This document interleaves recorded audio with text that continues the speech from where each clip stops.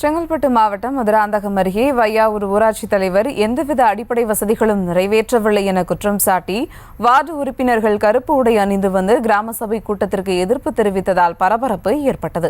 இதுகுறித்த கூடுதல் தகவலுடன் இணைகிறார் செய்தியாளர் அருண்குமார். வணக்கம் அருண்குமார், விவரங்கள். வணக்கம். செங்கல்பட்டு மாவட்டம் மதுராந்தகம் ஒன்றியத்துக்கு உட்பட்ட வையாவூர் ஊராட்சியில் ஊராட்சி மன்ற தலைவர் காமராஜ் என்பவர் இருந்து வருகிறார்.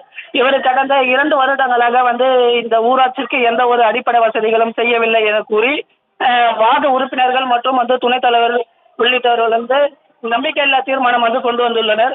ஆனால் இந்த நம்பிக்கையில்லா தீர்மானம் குறித்து எந்த ஒரு நடவடிக்கையும் எடுக்கவில்லை என கூறி இன்று கிராம சபையை வார்டு உறுப்பினர்கள் மற்றும் ஊராட்சி மன்ற துணைத் தலைவர் உட்பட 9 பேர் கருப்பு உடை அணிந்து இந்த கிராம சபை கூட்டத்தை புறக்கணித்துள்ளனர். இதனால் அப்பகுதியில் சிறிது நேரம் பரபரப்பானது ஏற்பட்டது. விவரங்களுக்கு நன்றி அருண்குமார்.